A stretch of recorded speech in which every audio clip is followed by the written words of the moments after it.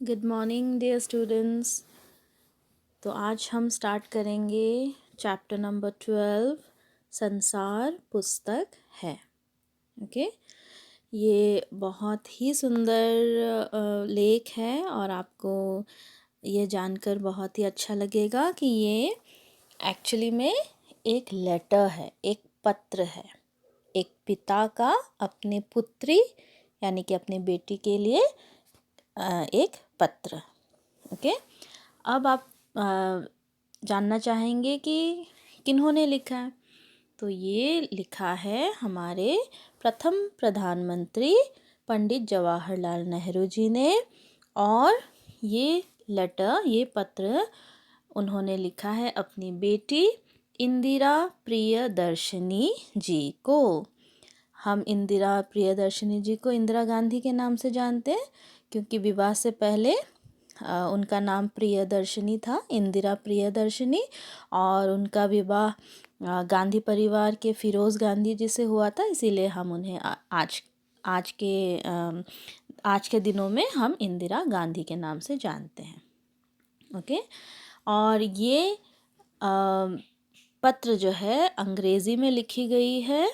Okay और इसको हिंदी में अनुवाद किया है हमारे बहुत ही फेमस उपन्यासकार, लेखक, कहानी लेखक श्री प्रेमचंद जी ने।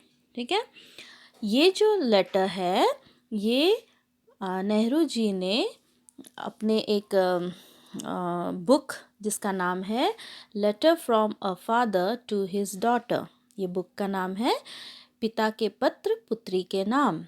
ठीक है, इस बुक से लिया गया है और इस बुक में पंडित नेहरू जी ने के द्वारा 30 वर्षों का संकलन इसमें है। यानी कि उन्होंने 30 वर्षों में जो भी लेटर लिखा अपनी बेटी को, उन 30 वर्षों के अंतर वो सारे लेटर्स इस पुस्तक में संकलित है।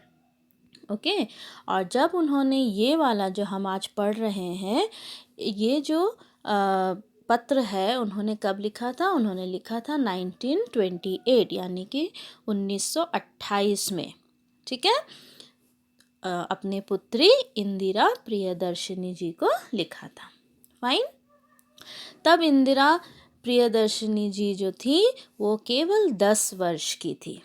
ओके और उन्होंने इन जो भी पत्र लिखे थे अपनी बेटी को, उन पत्रों द्वारा नेहरू जी ने मानवीय सभ्यता तथा प्राकृतिक तथ्यों का बोध कराया है। इंदिरा प्रियदर्शनी जी को यानी कि इंदिरा गांधी जी को ये जो मानव सभ्यता है, प्रकृति है, इनके बारे में जानने की बहुत इच्छा रहती थी। तो नेहरू जी जो है वो अपनी बेटी को छोटे छोटे उदाहरणों के साथ, है ना, उनके ज़रिए वो समझाया, जानकारी दिया करते थे। ठीक है, और ये पत्र उन्होंने तब लिखा जब नेहरू जी इलाहाबाद में थे और उनकी 10 वर्षीय बेटी इंदिरा प्रियदर्शनी जी मसूरी में थी। ठीक है, तभी क्योंकि सामने होने से तो बातचीत कर लिया करते थे, है ना, लेकिन अब दूर दूर थे, इसीलिए लेटर के ज़रिए, पत्र के ज़रिए उन दोनों में बातचीत हुआ करती थी। ठीक है, तो नेहरू जी जो है वे पत्रों द्वारा अपनी बेटी को दुनिया की जानकारी देना चाहते थे। तो उन्होंने क्या लिखा? उन्होंने लिखा, प्रिय पुत्री इंदिरा, उसके बाद जो आपका बुक में है वो, कि जब तुम मेरे साथ रहती हो तो अक्सर मुझसे बहुत सी बातें पूछा करती हो और मैं उनका जवाब देने की कोशिश करता हूँ, लेकिन अब जब तुम मसूरी में हो और मैं इलाहाबाद में, हम दोनों उस तरह बातचीत नहीं कर सकते। तो इससे अंदाज़ा हो गया है ना कि वो लोग दूर दूर थे। तो मैं अब ये पूरा लाइन टू लाइन रीड नहीं करूँगी, मैं आपको इस चैप्टर का सारांश बता दूँगी।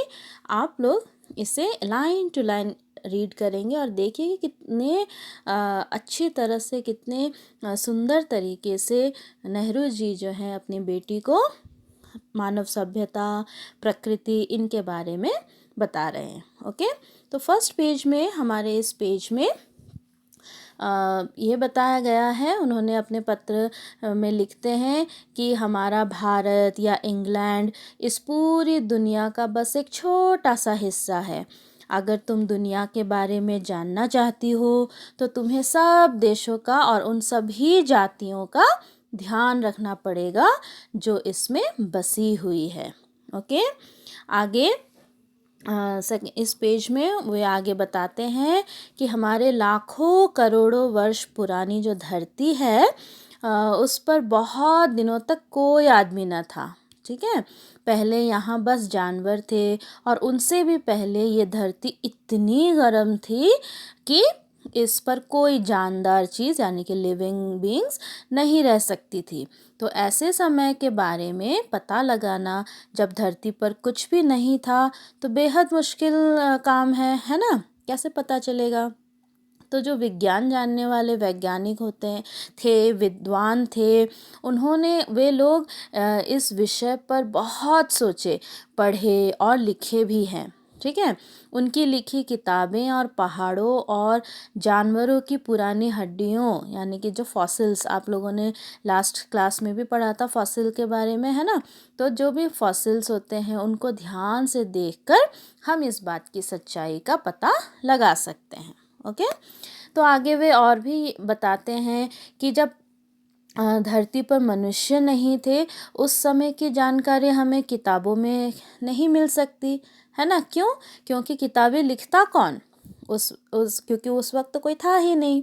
तो उस ज़माने का हाल पहाड़, समुद्र, सितारे, नदियाँ, जंगल और जानवरों की पुरानी हड्डियों से मिल सकता है। तो चैप्टर का नाम ही है संसार पुस्तक है, और ये जो है पहाड़, समुद्र, सितारे, नदियाँ, जंगल जो भी इस संसार में है, ये क्या काम कर रहे हैं? ये अक्षरों का काम कर रहे हैं। इनको पढ़ने से हम पुराने जो भी हम जानना चाहते हैं संसार के बारे में, सभ्यता के बारे में, प्रकृति के बारे में, हम जान सकते हैं।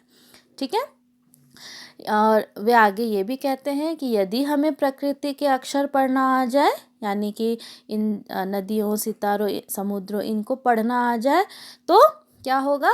तो सड़क पर पड़ा एक कंकड़, है ना, जो सड़क के साइड में कंकड़ होता है ना, छोटे छोटे टुकड़े कंकड़, पत्थर के टुकड़े, तो वो संसार की जो ये पुस्तक है उसका एक पन्ना हो सकता है। ठीक है, प्रकृति की वस्तुएं, प्रकृति के तत्व, वो पन्ना हो सकता है।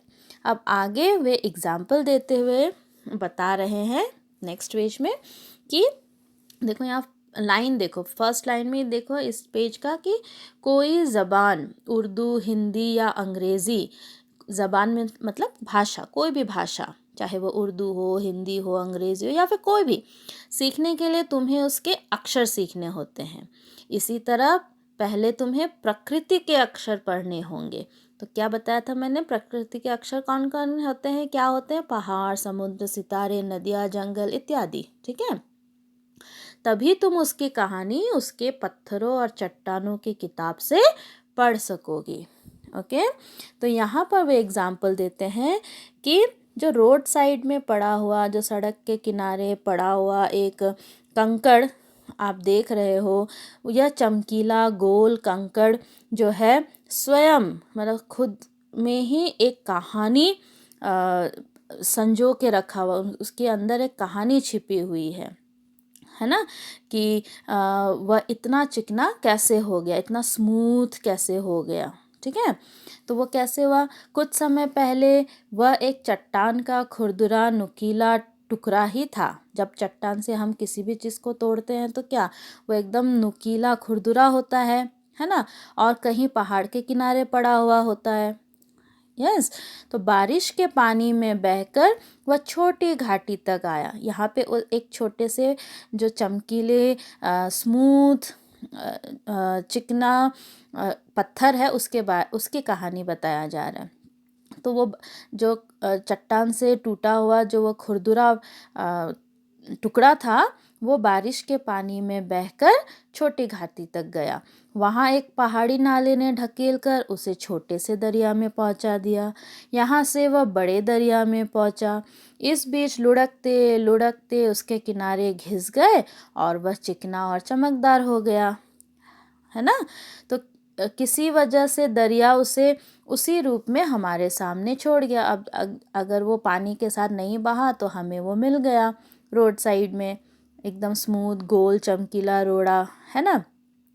और अगर बाय चांस अगर उसे और आगे ले जाता दरिया तो क्या होता, तो यदि इस पेज में है कि यदि वह और आगे जाता तो घिसकर इतना छोटा बन जाता कि वो छोटा होते होते अंत में बालू का एक जर्रा हो जाता। जर्रा मतलब एक कण, एक छोटा सा कण, ठीक है। और समुद्र के किनारे अपने भाइयों से जा मिलता। भाइयों से मतलब जो दूसरे बालू के जो दूसरे कण है, छोटे छोटे छोटे छोटे कण, उससे मिल जाता, जहाँ एक सुंदर बालू का किनारा बन जाता जिस पर छोटे छोटे बच्चे खेलते और बालू के घरौंदे बनाते, है ना।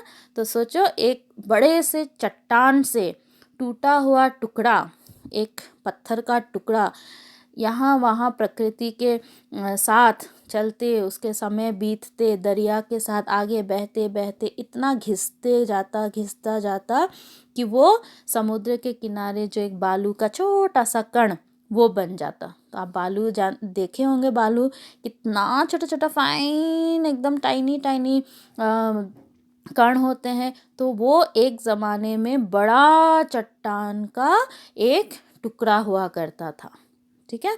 तो आप सोचिए कि कितना कुछ छिपा हुआ है प्रकृति के अंदर, है ना। तो पंडित नेहरू जी आगे कहते हैं कि एक छोटा सा कंकड़ जब इतनी बातें बता सकता है तो सोचो कि हमारे चारों तरफ हजारों ऐसी चीज़ें हो सकती है जो हमें दुनिया का हाल बता सकती है, ओके। जिससे हम प्रकृति, हमारे मानव सभ्यता को जान सकते हैं। क्लियर। तो बहुत ही सुंदर लेख है ये, पत्र है एक पिता का अपने पुत्री के लिए, है ना। तो आप इसको रीड करेंगे, लाइन टू लाइन रीड करेंगे, समझेंगे, इसकी गहराई को जानेंगे, ठीक है। और बस आज आपका यही काम है, आप इसको रीड कीजिए और आगे मैं इस चैप्टर से रिलेटेड छोटे छोटे प्रश्न दूंगी आपको, उनके उत्तर लिखने होंगे, okay. So bye bye my dear children.